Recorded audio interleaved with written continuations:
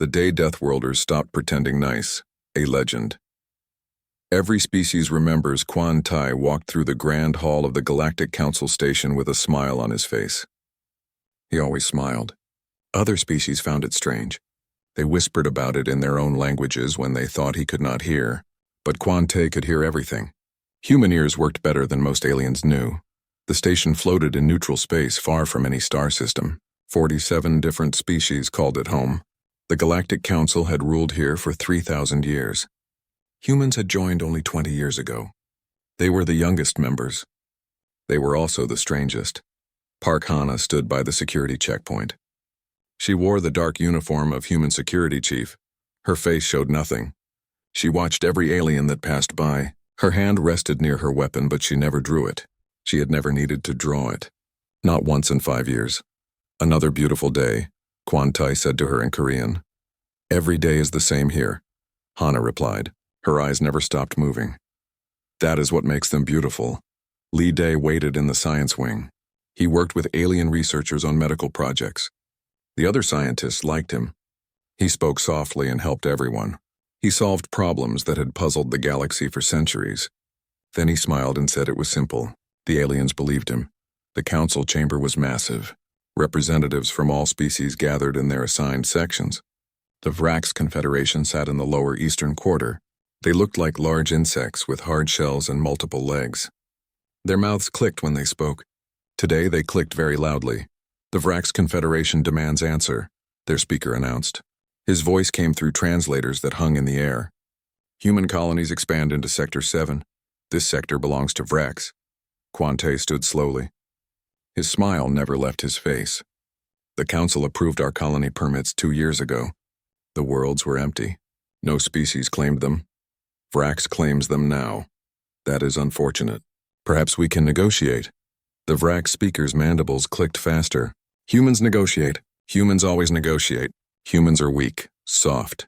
You come from dangerous world but act like prey animals. Other species shifted in their seats. Some looked uncomfortable. Everyone knew Earth was classified as a Class 12 hazard world. The highest danger rating. Most Class 12 worlds had no intelligent life. The creatures died before they could evolve enough. But Earth had humans. Somehow they survived. They built cities and machines and spaceships. Then they came to the stars and asked politely to join the council. For 20 years they had been perfect guests. They helped. They shared. They smiled. They never fought. Not once. We prefer peace, Quan Tai said. His smile looked friendly.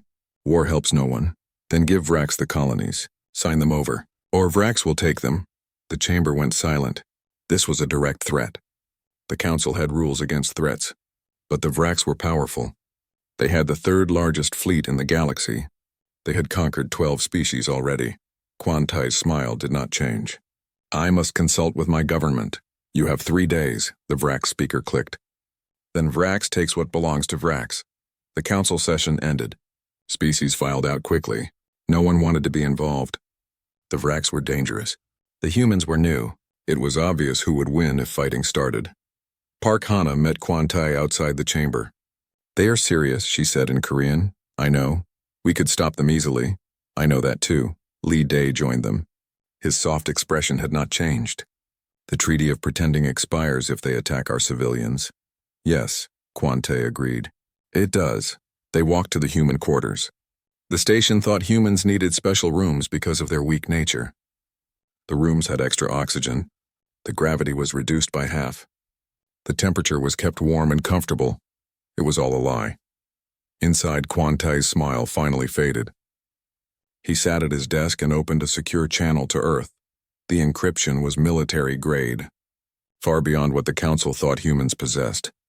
Admiral Choi Sung, Quan Tai said when the channel connected. The Admiral's face appeared on the screen. He was older, with gray hair and hard eyes. Ambassador, what do you need? The Vrax are moving against New Busan Colony. How long do we have? 3 days. Maybe less, Admiral Choi Sung nodded slowly. 20 years is a long time to pretend, Tae. Are you sure? They voted, Quan Tai said. His voice was flat now. No warmth, no smile. The council voted 2 hours ago. They will not protect us. They suggested we negotiate our surrender. They suggested you give away human children to slavers. Yes. The admiral leaned back in his chair. Behind him, Quan Tai could see the bridge of a warship. Earth's finest. The ship the Council did not know existed. One of 200 they did not know existed. I hate to say this, the admiral said, but I have been waiting for this day. So have I, Park Hana said. She had moved to stand behind Quan Tai, and I, Li Day added. Admiral Choi Sung smiled. It was not a friendly smile. Then let me ask formally, Ambassador. Does Earth authorize removal of all treaty restrictions? Quan Tai thought about 20 years of smiling. 20 years of pretending to be weak. 20 years of letting other species think humans were harmless. His people had done it willingly. They wanted peace. They wanted to be part of something bigger. But his people also had a saying. One that every human child learned. One that came from thousands of years of being the scariest thing on their planet. Do not mistake kindness for weakness. Protocol Omega, Quan Tai said clearly. Remove the leash. Acknowledged, the Admiral replied. Fleet will reach Vrak space in 72 hours. Should we make it quick or send a message? Send a message, Park Hana said. Her voice was cold. Let every species know. Let them all understand what Deathworlder really means. The connection ended. Quan Tai sat in silence for a moment. Then he stood and looked at his team. Park Hana stood like a statue. Li Day had not moved. The pretending is over, Quan Tai said. Finally, Hana replied. Across the station, the Vrak celebrated. They had faced down the soft humans, the weak Deathworlders. In 3 days, they would take the colonies. In 3 months, they would take Earth itself. They did not know that Park Hana was already packing. She had a vacation scheduled to Nubasan colony. The Vraks would attack there first. She wanted to be there when they did. She smiled as she packed. It was not a kind smile. It was the smile of something that had been pretending to be prey. Something that was actually a predator. The galaxy was about to learn a very important lesson, and the Vraks would be the teacher's example. The day Deathworlders stopped pretending nice, a legend. Every species remembers, the Vraks fleet came out of hyperspace like locusts descending on crops. 47 warships surrounded the small colony of New Busan. From space, they could see the human settlements scattered across the planet's surface. 50,000 colonists, mostly families, children, farmers. Commander Vrax Prime clicked his mandibles with satisfaction. Scan for defenses. No military installations detected, his tactical officer reported. 2 small patrol ships in orbit. Both are civilian class. No weapons. And the humans on the surface? Farming equipment. Construction vehicles. No military presence. Commander Vrax Prime clicked with amusement. This would be even easier than expected. Humans really were as soft as they pretended. Their dangerous homeworld must have been a classification error. Open communication channel, he ordered. Let us offer them surrender. The view screen activated. A human woman appeared. She stood in what looked like a farming station. Her clothes were simple. Her expression was calm. This is Park Hana, she said, administrator of New Busan Colony. Can I help you? This world now belongs to Vrax Confederation, Commander Vrax Prime announced. You have 2 hours to evacuate. Leave everything. Take only what you carry. Refuse and we destroy your settlements. Park Hana tilted her head slightly. 2 hours is not enough time to evacuate 50,000 people. That is not our concern, I see. She looked directly at the camera. Her expression had not changed. Then I suppose we will not evacuate. You will all die. Maybe, Park Hana said. Then she smiled. It was a terrible smile. Or maybe you will. The communication ended. Commander Vrax Prime clicked his mandibles in confusion. What strange creatures these humans were. They faced certain death and made threats. Begin bombardment of the northern settlement, he ordered. 3 Vrax warships moved into position.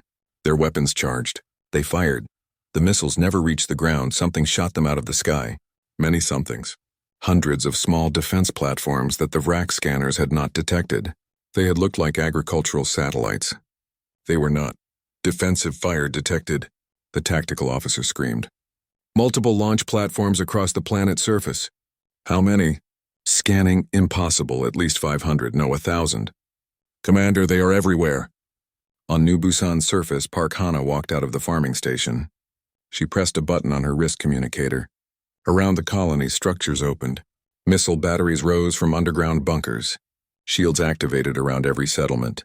The colonists moved with practiced efficiency. Children went to shelters. Adults went to fighting positions. Everyone knew their role. They had practiced this drill every week for years because these were not just colonists.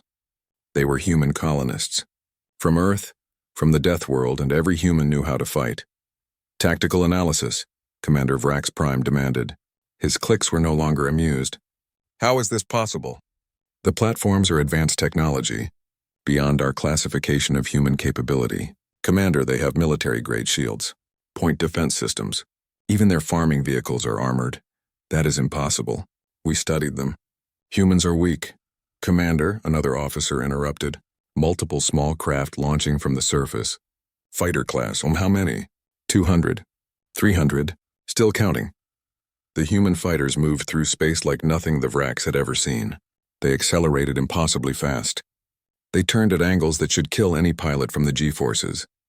Inside one fighter, Han Wu laughed as his craft spun and dove. He had been pretending to be a farmer for 3 years. It felt good to fly again. Ghost Squadron, he called over the comm. Let us remind these bugs why Earth has an atmosphere that kills most species. We evolved in it. We are built different. The Ghost Squadron tore through the Vrax formation. Their weapons were precise, deadly. Every shot hit. Every hit killed. On the Vrax flagship, alarm screamed.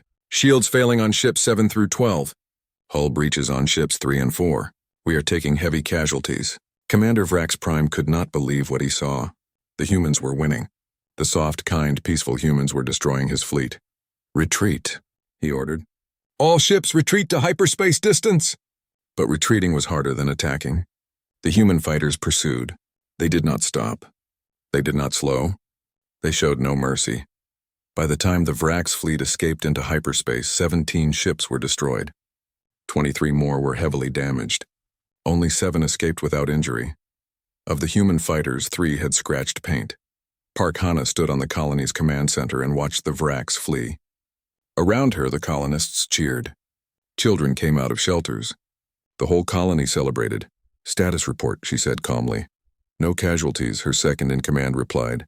Minor damage to 3 shield generators. All systems operational. Good. Send the battle data to Earth. Admiral Choi Sung will want to analyze their tactics. Already done. And ma'am? Admiral Choi Sung sent a reply. He says the fleet will arrive at Vrax homeworld in 48 hours. Park Hana nodded. She looked up at the stars. Somewhere out there, the Vrax were running home. They would tell their leaders about the terrifying humans. About the trick. About the lie, but they did not know the full truth yet. They thought New Busan was special. A hidden military base. They did not understand that every human colony was the same. Every human settlement was a fortress. Every human civilian was a soldier. Because on Earth, everything tried to kill you. The weather. The animals. The plants. The bacteria. Humans learned to fight before they learned to walk. They learned to survive in conditions that would kill any other species. And they learned to work together. To protect their young. To defend their homes. The Vrax had attacked their children. That was their first mistake. Their second mistake was thinking humans would surrender. In orbit around Earth, Admiral Choi Sung stood on the bridge of his flagship. Around him, 200 warships prepared for hyperspace. The fleet Earth had built in secret. The fleet the galaxy did not know existed. All ships report ready, his tactical officer said. Course plotted to Vrax homeworld. Navigation added. Kim Ara stood beside the Admiral. She commanded the 1st Marine Division. 10,000 soldiers who had trained their whole lives for combat. They wore armor that could survive in hard vacuum. They carried weapons that could punch through starship hulls. 20 years, Kim Ara said quietly. 20 years of pretending. It was necessary, the Admiral replied. First contact almost started a war. We were too aggressive. Too efficient. We scared them. So we made the Treaty of Pretending. Yes, we agreed to hide our strength, to act weak, to be nice and friendly and harmless. The Admiral's expression was hard. We kept that treaty faithfully. We never broke it. Not once. Until they voted to give away our children. The treaty had an exception clause. If the Council failed to protect human civilians, all restrictions were removed. Kimara smiled coldly. Then let us show them what Deathworlders really are. Fleet, Admiral Choi Sung announced over the shipwide channel. For 20 years we have hidden our strength. We did it willingly. We wanted peace. We wanted to be part of the galactic community. But they broke faith with us. They left our colonies defenseless. They expected us to surrender our children to slavers. Now we respond, not with cruelty, not with excess, but with absolute, undeniable force. We will show every species in this galaxy what it means to threaten humanity. We will show them what Deathworlder really means. 200 warships entered hyperspace as one. The fleet moved faster than any alien ship. Human engines were generations ahead. Another secret, another lie. The galaxy was about to learn the truth, and the truth was terrifying. The day Deathworlders stopped pretending nice. A legend every species remembers. The emergency council session was chaos. Every species representative shouted at once. Their translators created a wall of noise that echoed through the grand chamber. Order, the council speaker demanded. She was a Pelthian, one of the oldest species. Her skin changed colors with emotion. Right now it flashed angry red. We will have order. Quan Tai sat in the human section. He did not shout. He did not move. He simply waited. His face showed no expression. The smile was gone. It had been gone for 3 days. The human ambassador will explain, the speaker said.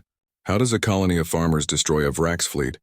How do they possess weapons technology we did not know existed? Quan Tai stood slowly. Every eye in the chamber turned to him. Fear showed on many faces. The kind, friendly human was not kind anymore. We lied, he said simply. Silence fell like a hammer. For 20 years we lied about everything. Our fleet size, our weapons, our technology, our population, our capabilities, he paused. Everything. This is outrageous. The Vrax representative clicked. He was not the same one from before. Commander Vrax Prime had not returned. You deceived the council. Yes, Quan Tai agreed. We did. Why? The Pelthian speaker asked. Her color shifted to confused blue. Because during first contact we accidentally destroyed 3 exploration ships. We did not mean to. We thought they were attacking. We defended ourselves. Your ships were not built to handle human response times or weapons power. He gestured to a display screen. Data appeared. Earth is classified as Class 12 hazard world. Do you know what that means? It means everything on our planet tries to kill us. Every day. Since birth, images showed Earth, beautiful oceans, green forests. Then the images changed. Hurricanes that could flatten cities, earthquakes that split the ground, volcanoes that buried entire regions, animals with teeth and claws and venom. Our atmosphere is poison to most species here. Too much oxygen. It would burn your lungs. Our gravity is 3 times galactic standard. It would crush your bones. Our weather can kill you in minutes. We know this, the speaker said. That is why you are called Deathworlders. But you never asked what it means to be a Deathworlder, Quan Tai replied. You never asked what kind of species survives that world. What kind of species thrives there? Li Day stepped forward. Soft-spoken Li Day, the gentle scientist. Humans can survive in environments that kill most species instantly. We heal faster. We are stronger. Our reflexes are faster. We can eat almost anything and turn it into energy. We can go days without food. We can run for hours without stopping. Our bodies are designed for war, he continued, because our entire planet was at war with us. For millions of years. On the display, more data appeared. Human military capabilities. Real capabilities. The numbers made several representatives gasp. Fleet size, 212 warships, Li Day said. You thought we had 15. Ground forces, 2 million active soldiers. You thought we had 50,000. Population, 17 billion. You thought we had 4 billion. This is madness, someone whispered. This is evolution, Quan Tai corrected. We did not choose to be this way. Earth made us this way. We are survivors, predators. The most dangerous species on our planet became us because we killed everything more dangerous. The chamber was silent. Species that had laughed at human weakness now looked terrified. We came to you wanting peace, Quan Tai said. His voice was quiet, but it carried. We wanted to be part of something better. We made a treaty. We called it the Treaty of Pretending. We would hide our strength, act weak, be kind and friendly and helpful. And we kept that treaty for 20 years. We never broke it. Not once. He turned to face the Vrax representative. Until you attacked our children. Until this council voted to let you take our colonies. Then the treaty ended. On the display, new images appeared. The Vrak's homeworld, and above it, 200 human warships. Admiral Choi Sung arrived at Vrak space 6 hours ago, Quan Te said. He offered terms, surrender, full reparations. Promised to never threaten humanity again. What did they say? The speaker asked quietly. They refused. They thought 200 ships was a bluff. They have 400 ships defending their homeworld. They attacked. The display showed the battle. It was not a battle. It was a demonstration. Hanwoo's Ghost Squadron moved through space like dancers. They flew patterns that should not be possible. Each turn created G-forces that would kill most species. The human pilots barely noticed.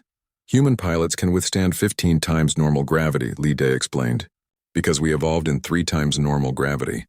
Our bodies are built for it. The Ghost Squadron destroyed 50 Vrak ships in the first 10 minutes. They moved too fast, turned too quickly, shot too accurately. Human reflexes are 0.2 seconds, Li Day continued. Most species are 0.7 seconds. We see you move before you finish moving. To us, you are slow. On screen, Kim Ara's Marines deployed to the Vrak's homeworld's surface. They dropped from orbit in pods that glowed red with heat. They hit the ground at speeds that would kill anyone else. They stood up and started fighting. Song Rin appeared on the screen. She was treating wounded soldiers in the middle of a battlefield. Explosions went off around her. She did not flinch. She worked calmly. When an enemy soldier appeared, she shot him without looking up from her patient. This is Song Rin, Quan Tai said. She is a medic. She has never been a combat soldier. But every human knows how to fight. We learn as children. We practice our whole lives. Because on Earth, if you cannot fight, you die. The battle lasted 72 hours. The Vraks lost 300 ships. The humans lost none. The Vrak's homeworld surrendered. 0 casualties, Quan Tai said, on the human side. We did not kill unnecessarily. We gave them chances to surrender. But we did not stop until they understood. He turned to face the council. Do you understand now? Do you see what Deathworlder means? It means we come from a world that tried to kill us every day, and we won. We conquered our entire planet. We made it bow to us. And then we looked at the stars and decided we wanted to be better than our nature. We wanted to be kind, peaceful, helpful. We wanted to be part of your council. But you decided we were not allowed to protect our children. The chamber was absolutely silent. Every species understood now. The kind humans had been pretending. The real humans were terrifying. What happens now? The Pelthian speaker asked. Her colors were pale with fear. Quan Tai looked at her for a long moment. Then something changed in his face. Not a smile. Not exactly, but something softer. Now we stop pretending, he said. We will show you who we really are. Our full strength. Our real technology, everything. And we will protect this council. Any species that threatens another will face humanity. That is our promise. We will be the peacekeepers. The guardians. The ones who stop wars before they start. Because we know war. We are very, very good at war. And that is exactly why we want peace, he sat down. The session ended. Species left quickly. They rushed to their embassies. They sent messages home. They updated their files on humanity. Everything had changed. In the human quarters, Park Hana met with Quan Te and Li Day. How do you think they took it? She asked. They are terrified, Li Day said. Good, Hana replied. Fear prevents war, but not forever, Quan Te said. He looked tired. Some species will test us. They will think we are bluffing, or they will think they can win. Then we will teach them, Hana said. Her expression was cold. Like we taught the Vraks. Across the galaxy, species updated their databases. Human entry, revised. Status, extreme caution. Threat level, maximum. Recommendation, maintain friendly relations at all costs. The Deathworlders had stopped pretending, and the galaxy would never forget. The day Deathworlders stopped pretending nice, a legend, every species remembers. 6 species met in secret. They gathered far from the council station, far from human sensors, or so they thought. Yoon Jae watched from 30 light-years away. His intelligence network had infiltrated every major species years ago. Humans had been pretending to be weak, but they had never stopped gathering information. They are forming a coalition, he reported to Earth. 6 species. including the Mechthar and the Dorvians. Both have significant military power. What is their goal? Admiral Choi Sung asked. They believe humanity is the real threat. They plan to strike first. Remove us before we become too powerful. Too late for that, Kim Ara said. She stood in the war room with the others. We have been too powerful for decades. They do not know that yet, Yoon-jae replied. They think the Vrax War showed our full strength. They believe 6 species combined can defeat us. Jang Yun entered the room. She was a historian, old and wise. She had studied every war humanity had ever fought. There were many, too many. They will attack, she said. Species with no predators on their homeworlds do not understand. They see our strength and think they need to stop us. They do not understand that our strength comes from holding back. Then we show them, Admiral Choi Sung decided. But this time we show them everything. Onari was sent to negotiate. She specialized in what humans called aggressive negotiations. She met with the coalition leaders on a neutral station. Humanity offers you one chance, she said. Her voice was calm, professional. Stand down. Acknowledge our right to exist. Promise peace. The Mechthar representative laughed. He was large and scaled. His species were warriors. They had conquered 20 worlds. You think 6 species fear you? You barely defeated the Vrax. Together we are much stronger. You have 3 human worlds surrounded, Onari said. You plan to attack simultaneously. You think this will divide our forces? The coalition representatives shifted uncomfortably. How did she know their plans? It will not work, Onari continued. But you will not believe me. So I will say this clearly. Stand down, or be removed. You threaten us? The Dorvian representative hissed. Her species were telepathic. She tried to read Onari's mind. She found nothing. Humans had learned to shield their thoughts years ago. Another secret. I do not threaten, Onari said. I inform. You have 24 hours, she left. The coalition representatives looked at each other. Then they laughed. One human diplomat thought she could intimidate 6 species. They attacked the next day. 3 human worlds. 3 simultaneous assaults. Each coalition fleet had over 100 ships. They were confident. The confidence lasted approximately 7 minutes. At the world called New Sol, the coalition fleet arrived to find no human ships. Just the planet below. Cities, farms, infrastructure. Deploy ground forces, the coalition commander ordered. Take the planet quickly. They did not make it to the ground. Defense platforms activated. Not hundreds like at New Busan. Thousands. They rose from oceans. From mountains. From underground bunkers. From orbit stations that had looked like satellites. The sky filled with missiles. Energy weapons. Railgun fire. The coalition fleet tried to defend. They could not. There were too many targets. Too much firepower. Kim Ara's Marines landed in the middle of the enemy ground forces. They dropped from space in individual pods. Each Marine was a weapon. They wore armor that made them stronger, faster, nearly invincible. One Marine could fight 100 regular soldiers. Kim Ara had 10,000 Marines. The battle lasted 3 hours. At the world called New Incheon, the coalition tried a different approach. They bombarded from long range. They would destroy the planet from orbit. No ground forces needed. They did not understand human technology. Baisyak activated the planetary defense grid. He was a cyber warfare specialist. He sat in a bunker deep underground. His fingers moved across holographic displays. The coalition ships suddenly lost control. Their weapons would not fire. Their engines would not respond. Their computers had been invaded by something they could not stop. Human cyber warfare is decades ahead of galactic standard. Baisyak said calmly as he worked. We invented digital warfare 300 years ago. We have been perfecting it ever since. The coalition ships sat dead in space, unable to move, unable to fight. Human ships arrived and captured them without firing a shot. At the world called New Daegu, the coalition tried to use overwhelming numbers. They brought 300 ships. Surely that was enough. Hanwoo's Ghost Squadron met them with 50 fighters. Just 50. The coalition commanders laughed. 50 against 300? Anis. Then the fighting started. Human fighters moved like nothing they had seen. They flew through enemy formations at impossible speeds. They turned inside their own length. They shot while spinning. Every shot hit. How are they surviving those G-forces? A coalition pilot screamed over the comm. They are human. his commander replied grimly. They evolved in high gravity. This is normal for them. The Ghost Squadron destroyed 200 ships in 90 minutes. The rest fled. Across all 3 battles, humanity suffered minimal casualties. 12 wounded, 0 dead. The Coalition lost over 400 ships and 50,000 soldiers. The galaxy watched in horror. On the council station, Zhang Yun addressed the gathered species. She was invited to explain, to help them understand. You want to know how humans can fight like this? She asked. Her old voice was sad. I will tell you our history. Not the pleasant version we shared before. The real history. Images appeared on the displays. Earth, throughout its ages.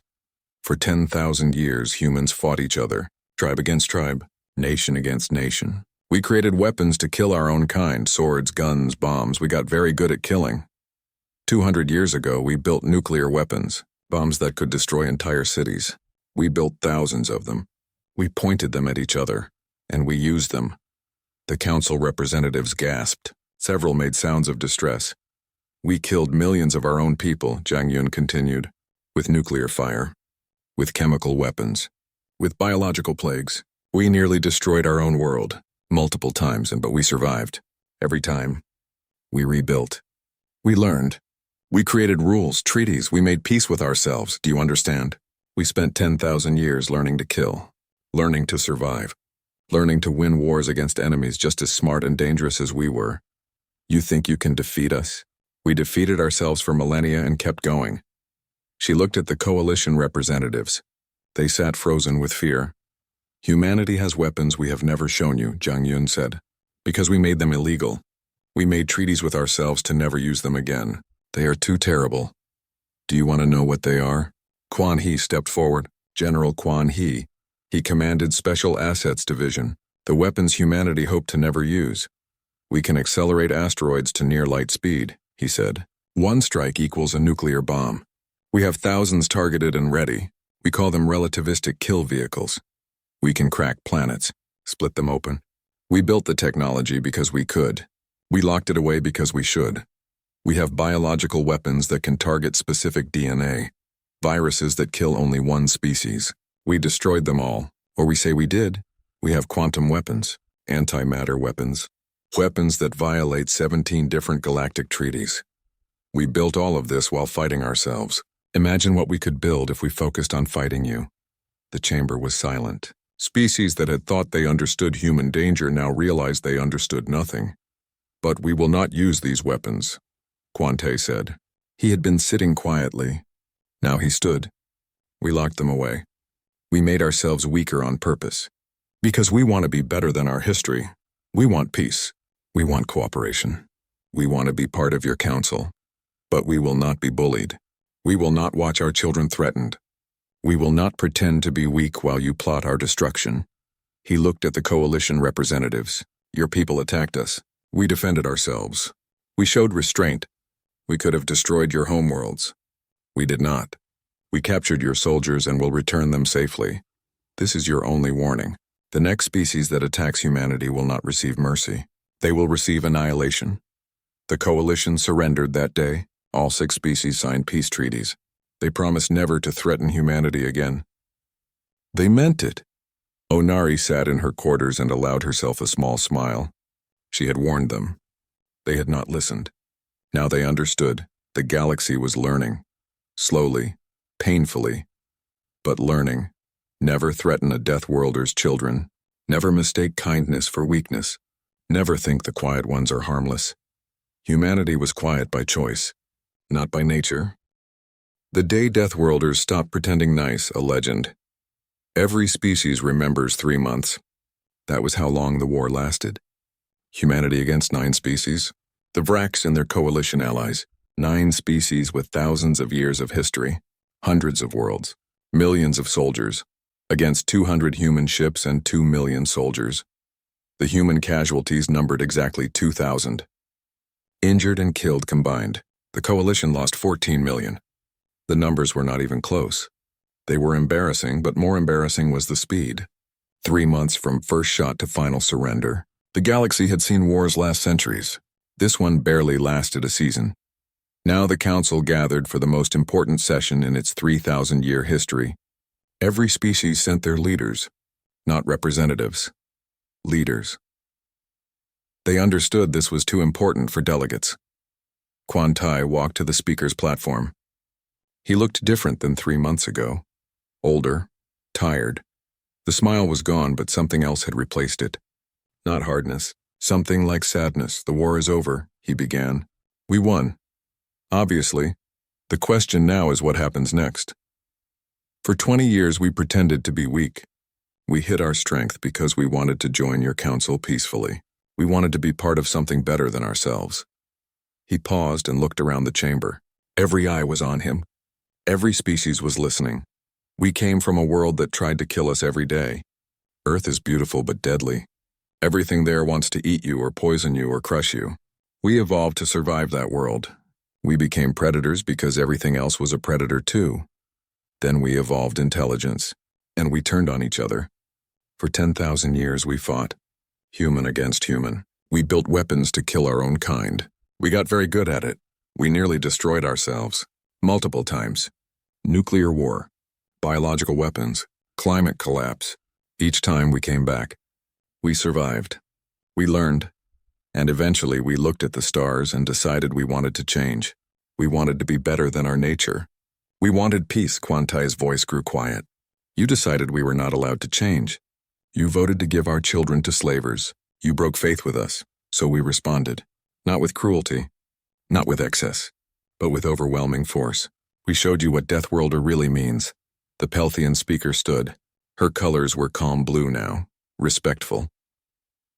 Ambassador Quan Tai, the Council acknowledges we failed in our duty to protect your colonies. We acknowledge humanity's right to self-defense. The question is, what do you want from us now?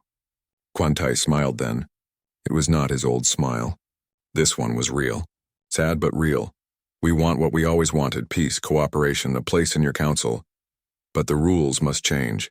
We propose new agreements, new understandings. Over the next hours, the new Galactic Accord was written. Representatives from every species worked together.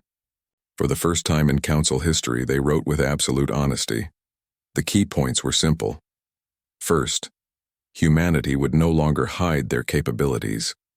All human technology, military strength, and resources would be documented publicly. No more secrets. No more pretending.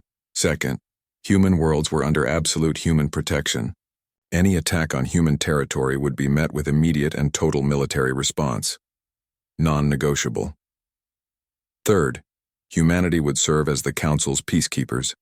Any species that threatened another would face human intervention. War between species was no longer acceptable. Fourth, the Council would be reorganized. Humans would have permanent Security Council status. They would command the Rapid Response Fleet.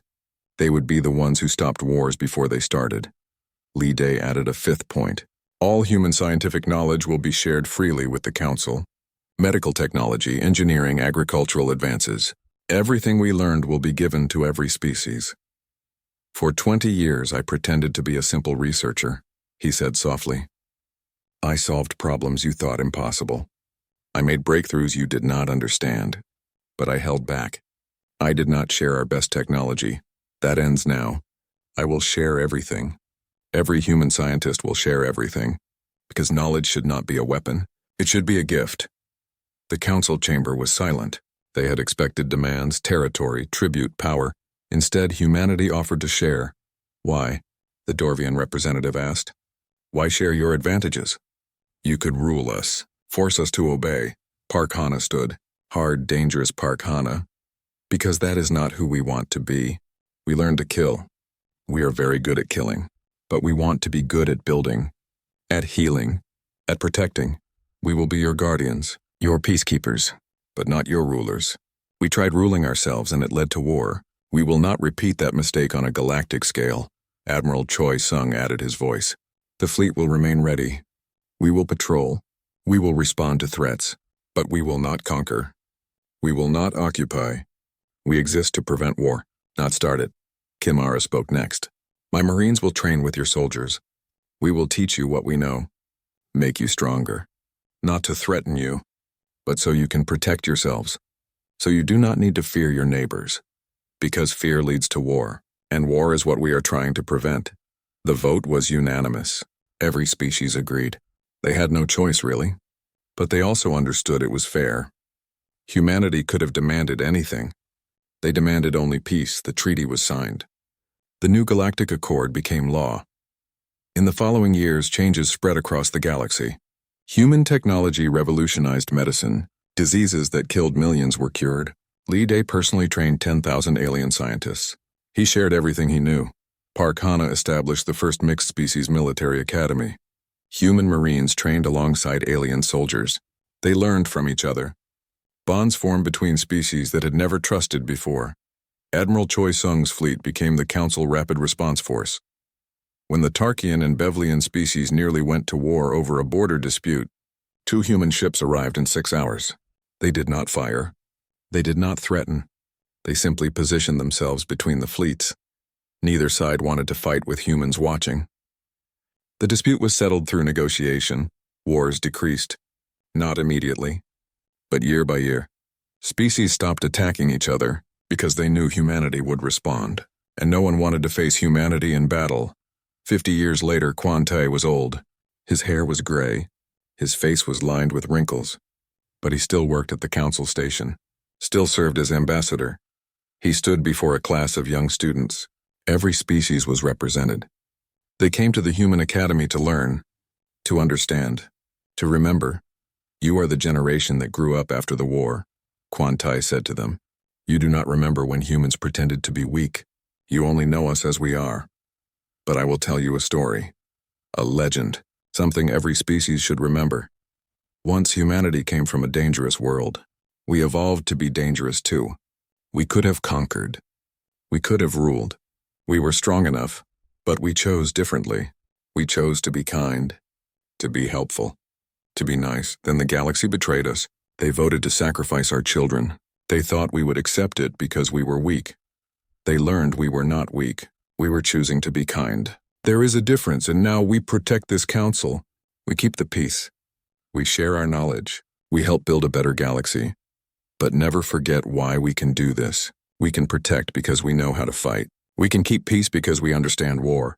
We can be kind because we choose to be. An alien student raised their tentacle. Ambassador, what if someone attacks humanity again? Quan Tai smiled. It was a warm smile, but underneath was something else. Something that remembered. Something that never truly forgot. Then we will respond, he said simply, like we did before. Like we always will. We are happy to be nice. We prefer to be nice. But we will never pretend to be weak again. That is the lesson. The legend. The thing every species remembers. The day Deathworlders stopped pretending nice, the students nodded. They understood. They had grown up hearing the stories. About the Vrax fleet. About the Coalition War. About humanity's 3-month victory. They had seen the memorials. The monuments. The recordings of battles where humans moved faster than seemed possible. Fought harder than should be natural. Won when they should have lost. They learned the numbers. 2,000 human casualties. 14 million coalition casualties. The ratio was terrifying. It was supposed to be terrifying because the lesson was simple. Do not start wars. Do not threaten others. Do not mistake kindness for weakness. And never ever threaten a Deathworlder's children. The galaxy was peaceful now. More peaceful than it had been in 3,000 years. Not because species had become enlightened. Not because war became impossible, but because everyone remembered. Everyone knew. Everyone understood humanity was nice. Humanity was kind. Humanity helped and shared and protected. But humanity was also the species that conquered their own deadly world, that survived 10,000 years of war against themselves, that built weapons terrible enough to crack planets and then locked them away. They were nice by choice, not by nature, and the choice could always change. That was the legend, the story told to every young alien. The warning passed down through generations: be kind to others, be peaceful, be cooperative because the humans are watching, and they want everyone to be nice. But if you force them to stop being nice themselves,